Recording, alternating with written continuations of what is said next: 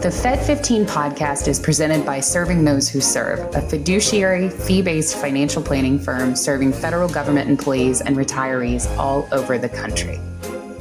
This podcast is for informational purposes only and is not intended to be taken as financial advice. All listeners should consult their personal advisors before taking any action. The opinions expressed by our hosts are their own and do not reflect the views, policies, or position of either Raymond James or Serving Those Who Serve. Welcome back, everybody, to a very special holiday-themed episode of the Fed15 podcast, presented, of course, as always, by Serving Those Who Serve. Each week, as you know, we discuss the latest news and info that feds need to know in 15 minutes or less. So whether you are a seasoned, grizzled federal employee or whether you are just starting out in your career, we have got you covered. So grab your coffee, grab your holiday hot chocolate, grab your peppermint mocha, kick back, and we will tell you what you need to know but might have missed in the federal space in 15 minutes-ish or less. We're your host, Katelyn Murray. And I'm Dan Sipe. And fabulous Dan Sipe. Did you say Griswold? I thought you said Griswold. Is that what you heard? That's what I heard. Now, I might have a bias towards that because, folks, I know podcasts are supposed to exist outside of space and time. Hey, this is holidays. Okay, so we're always going to talk holidays when holidays are happening. So gotta do it. Gotta do it. I have my Star Trek Christmas sweater on. You can see. Yep. Santa's reindeer. Yep. And the Enterprise. Yep. Gotta and do it. You even have your comm badge. Absolutely. So very cool. You know, for me, Clark W. Griswold is my favorite holiday dad because I think I've actually seen my own father in him and a lot of other fathers in him, you know, and, you know, as far as how he navigates his way through the holiday season that possibly could be considered stressful from time to time. So I don't know that I've ever considered my favorite holiday dad, but I think it might be just off the cuff, the dad from A Christmas Story. Oh, I love that dad. Darren McGavin. Yep. Yes. Yep. And a freak for turkey meat. Yeah. I watch that movie every year when, is it TBS that does that? Or is it I can't remember the network that just plays that on a 24/7, or 24-hour loop. Do you then have the major award lamp in your house? So I don't have the lamp. I have known people who do have the lamp. I have a little ornament of the lamp, but I don't have like a full size version. Okay, well of that the counts. Lamp. That counts. I haven't graduated to that level of holiday cheer. It's a major award. Yeah. And for Chile. For Chile. Awesome. Well, so Katelyn, as I understand it, you've got a pretty ambitious project in your life away from us coming up.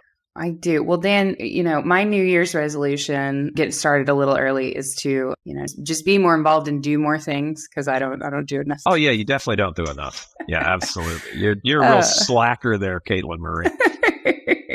A malingerer you are.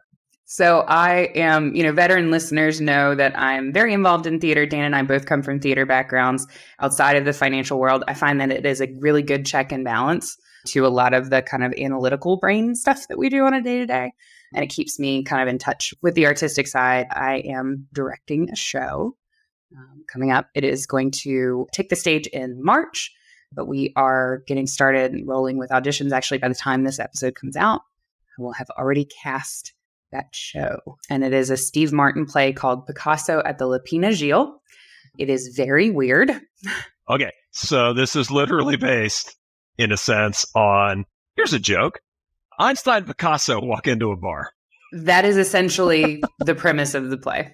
Nice. It's set in like 1904. You've got Einstein, you've got Picasso. You have a couple other characters that folks may know from pop culture, and they're all just sort of in this bar that exists out of time having a conversation, and that's the play. So it should be very interesting, and I'm really looking forward to it. So that was kind of my Rosencrantz and Guildenstern-y. A little Rosencrantz, yep, very much with the treatment of time, very kind of out of time. And the bar means agile rabbit, nimble intelligent, rabbit? Yeah, intelligent rabbit. Intelligent rabbit. Okay. Which doesn't have a tie-in. It just is called that. Yeah. Now, to me, that means talking rabbit. So if I come down and I don't see Harvey, I'm going to be very disappointed. You should come see the show in a rabbit suit. It would be very on brand. Don't you dare me, Katelyn Murray. I would love that. I'd have to get that past Miss Mary. But yeah. Get it cleared. So what do we have up for this episode?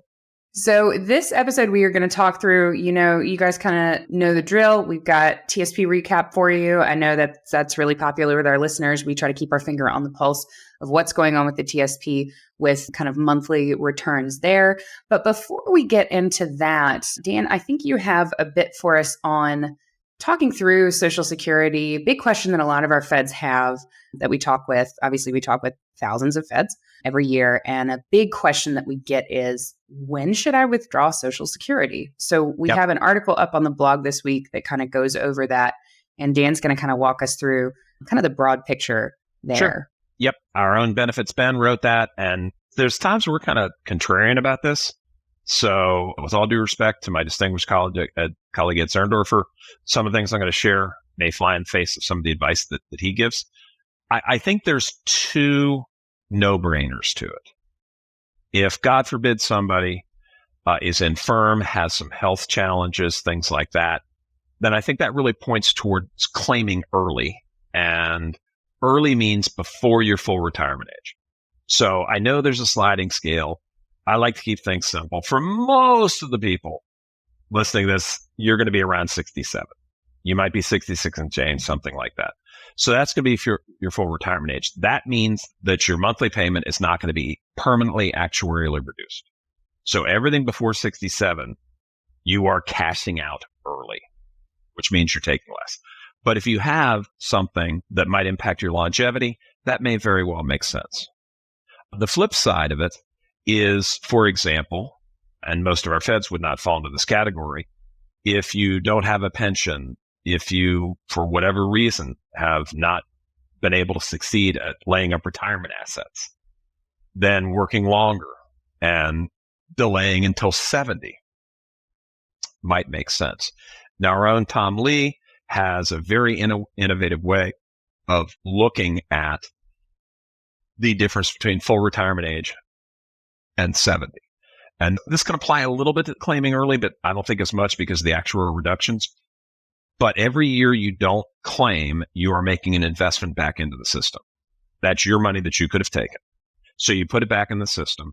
And then we have terms like break-even point. And I hear a lot of numbers bandied about 12, 11, 14. Let's freeze the numbers, say it's 14 years. So if you're going to deposit money into something for 3 years and then wait before you get your rate of return. Because if you put in for 3 years and then you start claiming, you have to live 14 years before you break even. Well, Katelyn, all break even means is that you put your money in and you got your money back. Zero return.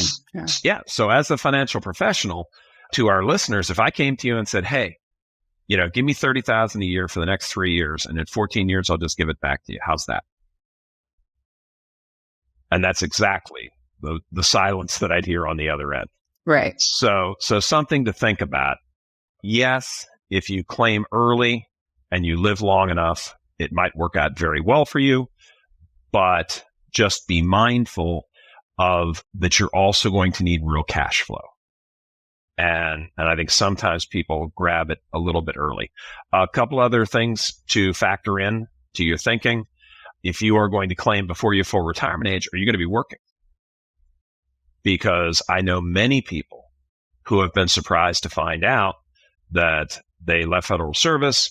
Federal employees many times are highly employable. They get another job.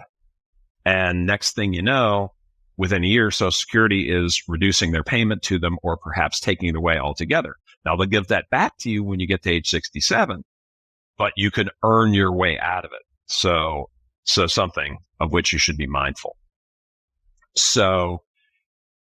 And if, for example, you are a CSRS person, we don't forget you folks, we love you.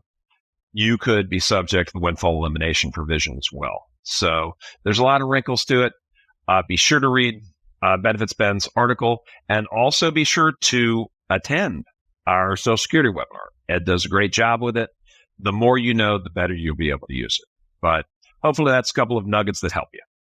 Yeah, definitely. And I think reading the article, excellent. Attending the webinar, excellent. If you're looking, maybe because a lot of our listeners have been to a webinar with us, if you're looking to take the Social Security analysis to the next level, as part of the comprehensive planning that we do for clients, we do a customized Social Security kind of review, and we'll talk through, because there's so many different pieces of the puzzle. Your pension is a huge piece of the puzzle. Your investment portfolio is another huge piece of the puzzle. So if you have done a really good job of saving and you have put money aside, it could make sense for you to leverage that investment portfolio that you've built in order to defer collecting Social Security and get that larger benefit. Or maybe it doesn't make sense. So if you're kind of listening and you've read the articles and you've attended the webinar and you want to take it to the next level, that customized, personalized Social Security analysis as part of a comprehensive plan could be a good move. Good thought. So tell us about TSP.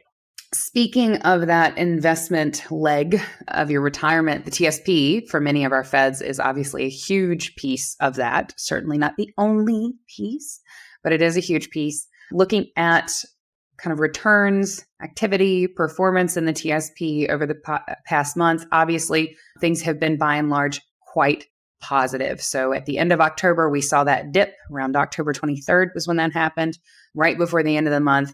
And it just kind of made all of October look pretty abysmal on paper.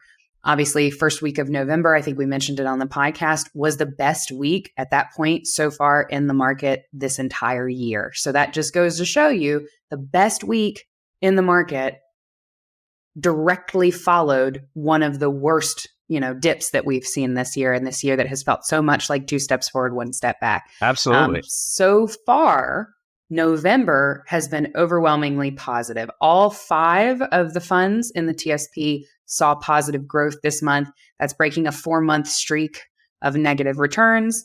It exemplifies really why market timing and selling low can be so dangerous. So don't feel bad if you were one of these people. But at the end of October, October looked okay, like so many months this year. October looked like it was going to be fine. And then right before the end of the month, we saw that huge dip. But don't forget, Katelyn, we reported that there was a flood into G Fund. There was. In response to that. So everybody people who was would have missed out on some stuff when they did that. Right. So when we saw that dip in October, if you were one of the folks who kind of ran for the hills towards the G Fund, you may have missed out on the best week in the market so far this year. Not something that you can't come back from, but it does, if that happens year over year, it has a measurable impact on your portfolio. So if you're finding yourself kind of emotionally impacted by, these dips that we've seen, this year has been frustrating. As an advisor, as somebody who's trained in this, very frustrating. 2 steps forward, 1 step back. But, we have to make sure that we're sticking to a sound investment strategy, that we have a plan, and that we stick it out. So if you're struggling with that, please, please, please do reach out to us. It may help to have a guide and a sounding board to kind of talk through some of that before we just move everything into G. So supposedly for now, the Fed is done hiking interest rates. We'll see kind of how that goes. U.S. economy is slowing a little bit. Inflation slowing a little bit. We're getting more onto stable ground. That's sort of been the theme for the whole year. I do want to kind of call out, and this was something that wasn't necessarily in our article review, there's something called the Santa Claus effect. It happens at the end of the year. It is an actual market phenomenon that is called that. I'm not just making it up. But Q4, essentially kind of boiling everything down, Q4 tends to be your strongest performing year or quarter of the year, because people are going, if you think about it, we're going out to dinner more, we're going out to parties more, we're spending more money, we're buying gifts for everybody, we're buying cute holiday sweaters. So that is all kind of turbocharging the market. So is the big question on everybody's mind really, is this rally that we're seeing, if we want to call it that, is it the Santa Claus effect, or is it a long-lasting rally that will take us forward into 2024 and hopefully make 2024 a strong year in the markets? Time will tell. Getting into those TSP fund return numbers, though, these numbers look great. C fund for November returned over 9%. Year to date is up almost 21%. So almost half of that in a month. Yep. S fund for the month of November up over 11%. And year to date is up almost 13.5%.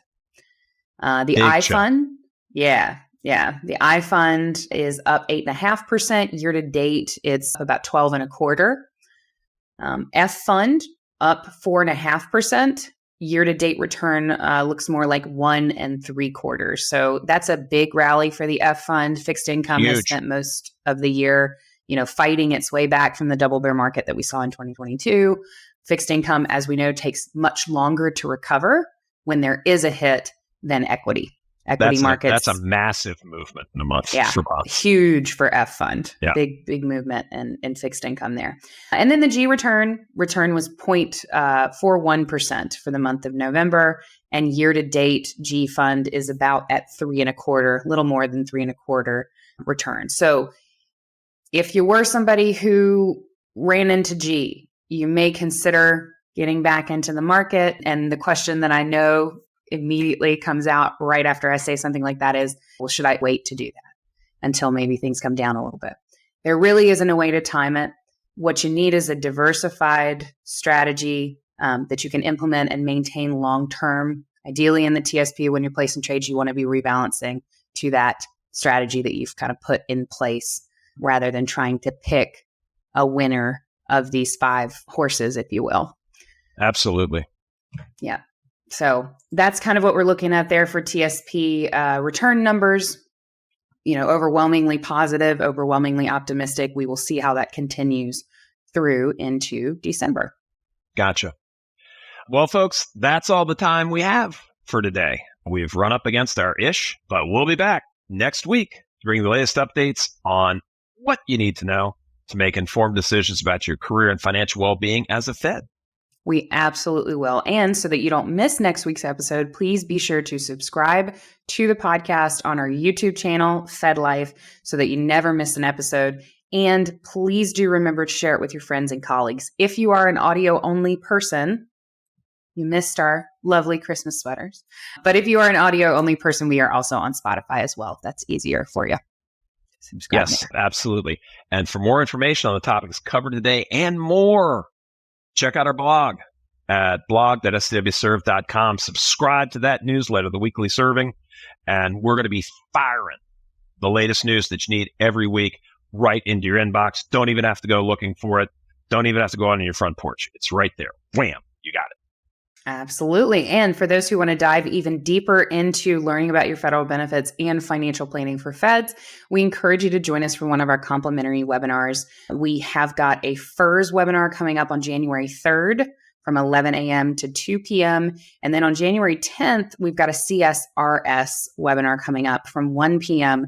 to 4 p.m. So that'll be the afternoon of the 10th. So definitely check those out. Start the new year off strong. Really get educated about your benefits and have a game plan for retirement. If you prefer a one-on-one approach instead of a webinar, you can reach out to our team directly for a financial planning consultation and ask STWS at STWserve.com. So definitely check us out there. We'd be happy to talk with you. Absolutely. So everybody, happy holidays. Thanks for listening to Fed15. I am the Christmas vacation-y festive Dan Sipe. And we have the galactically festive Katelyn Murray. Absolutely. And we will see you next week. Take care, guys. Happy holidays.